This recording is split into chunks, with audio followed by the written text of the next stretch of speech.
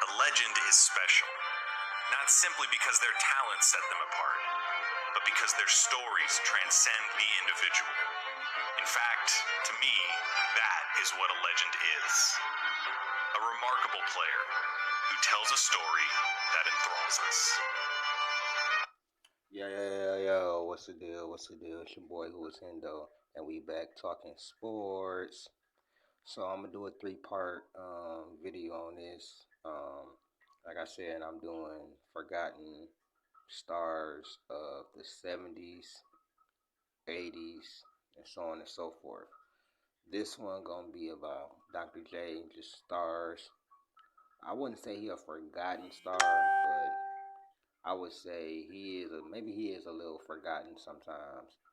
I consider him kind of forgotten because a lot of the younger guys don't really understand, how great Dr. J was, or that he was like the Michael Jordan of the ABA.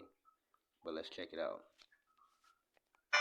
So today, I'd like to talk about the legend of Dr. J.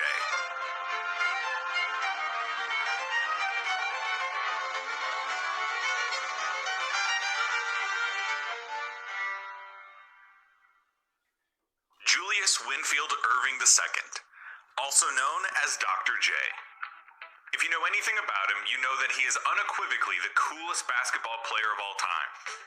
If you don't, consider this your education. As an introduction, just check out this picture from Doc's days playing with the New York Nets in the late 70s in the ABA. Just on appearance alone, I don't think you can get much cooler. The afro, the gold, the goatee, even the red, white, and blue of the uniform just make this guy look like the quintessential basketball player. And in a way, that's exactly what he was.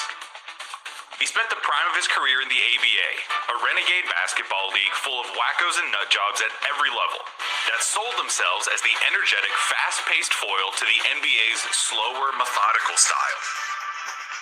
To the people that really care about the sport, Doc remains a living legend, a guy who defined his era culturally and aesthetically, propelling the sport of basketball into the modern age. He wasn't supposed to be. Julius Irving was a lightly recruited forward out of high school and ended up playing at the University of Massachusetts. He had great measurables, incredibly long arms, and hands that you had to see to believe.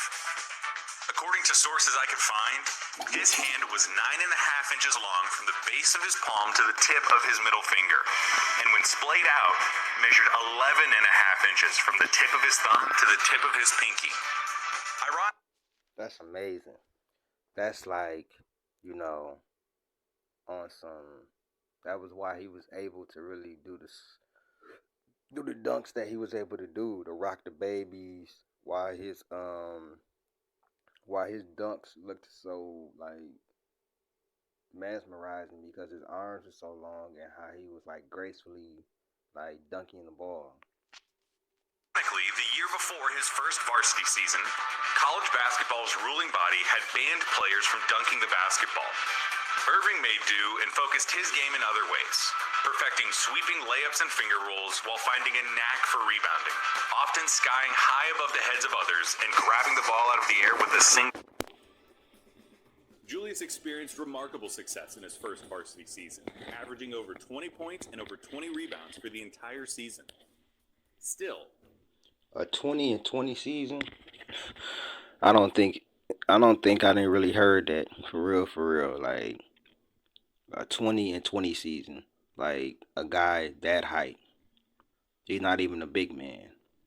On an obscure basketball program in a nearly unheard of conference, his imagination had never once wandered toward professional basketball.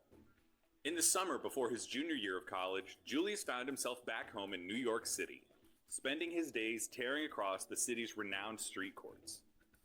There, on the most famous street court in the mecca of the basketball world, the Rucker Park in Harlem, Julius Irving made a name for himself.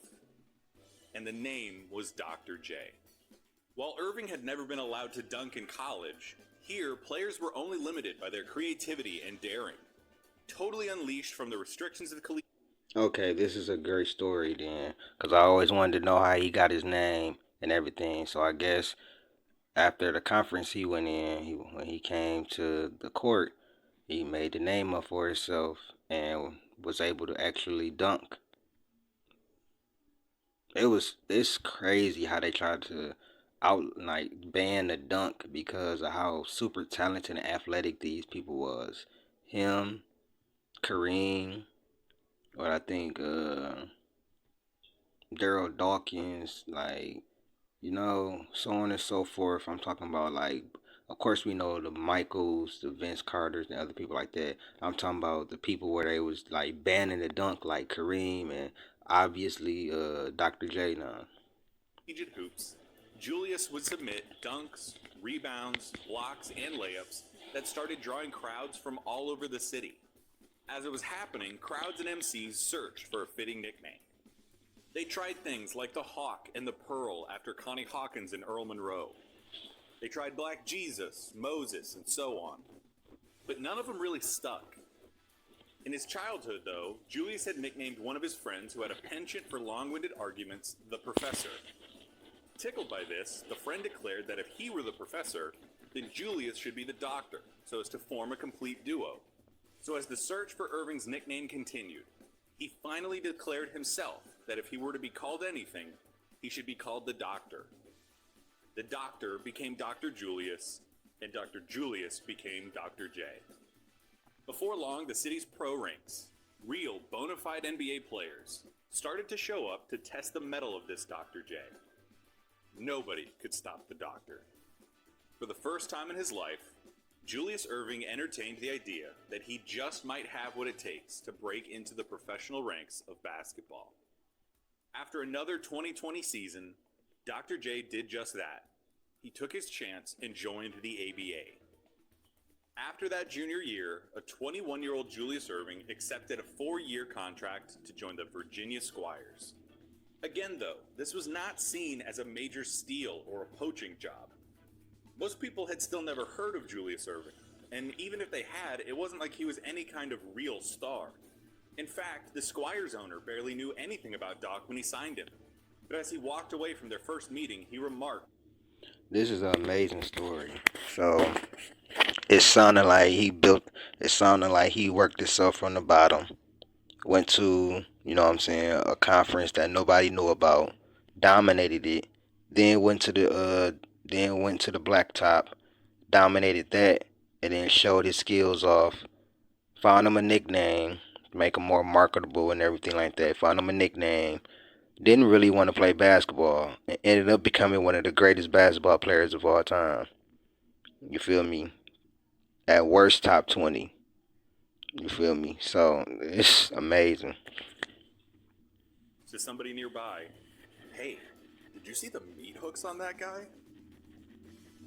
Julius Erving debuted as a professional basketball player for the Virginia Squires in the 1971-1972 season. In that first season, he proved that he did belong as a professional, making the All-Star team and being named to the second team All-ABA. That first season was good enough that it ignited one of the crazier contract disputes in basketball history, which included a crooked agent and 3 different teams in 2 different leagues. I highly recommend you look it up. It is bonkers. You know what else is bonkers? That's right, baby. The sponsor of today's video, Factor. Factor is to make offers keto and resorting to and enjoyed a breakout year, leading the league in scoring, making first team All-ABA, and at get75.com/Clayton60 and use code Clayton60 to get 60% off your first Factor box. He returned to the Squires for the 73 season and enjoyed a breakout year, leading the league in scoring, making first team All-ABA, and again being named an All-Star. He had quickly become the young face of the ABA, the most entertaining, energizing player in a sport that was looking for exactly that. So of course, the Squires sold his contract to the New York Nets for cash. Because, the ABA was insane. Which brings us to the good stuff. The peak of Dr. J's powers. Doc spent his apex years with the Nets, winning the ABA League MVP award in 1974, 75, and 76. Those years saw his fame and talent Dominating 3 straight MVPs, 20 and 20 in college, I guess, a league in college. And this is from a man who didn't even really want to play basketball. I mean, didn't even really think about going to the NBA. Passed beyond superstar status and into legend. He had maintained his rebounding prowess, developed into an above-average passer for his position, and delighted at using his physical talents to strip opponents and block shots. But the lasting effect of Julius Erving's prime was the weaponization of the slam dunk.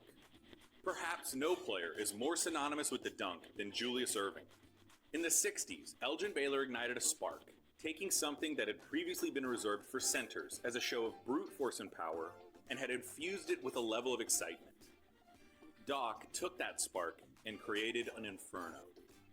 When Doc attacked the basket, he became a wizard, an innovator, doing things that no one had thought possible. He injected style, creativity, artistry, and individuality with. And that's why he's the Michael Jordan of the ABA.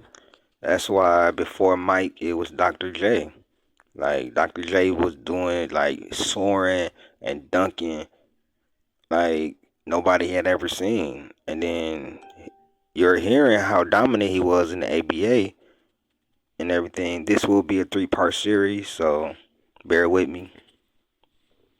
His acrobatics. Exactly what the ABA and the sport of basketball as a whole needed. I can't emphasize the point enough. The dunk is to basketball what the home run is to baseball because of Dr. J. There were players who dunked before him, and there have been players who dunked after. But what is still perhaps the most exciting moment of a basketball game, the moment when a player is streaking down the court, loads his power into his lead foot, picks up his dribble, and skies towards the rim, was the signature move of the Doctor. And to watch him do it with those mitts, the way he picks up the ball like it's nothing, it looked like he was made to do it. He was unarguably the most exciting basketball player in any league.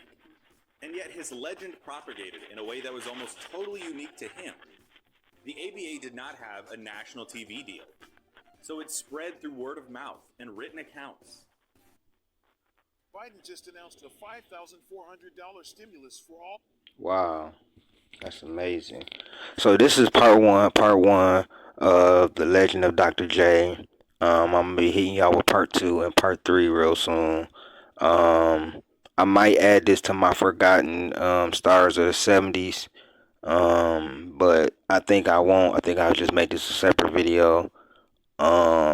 This been Who is Hendo with another video. I'm out.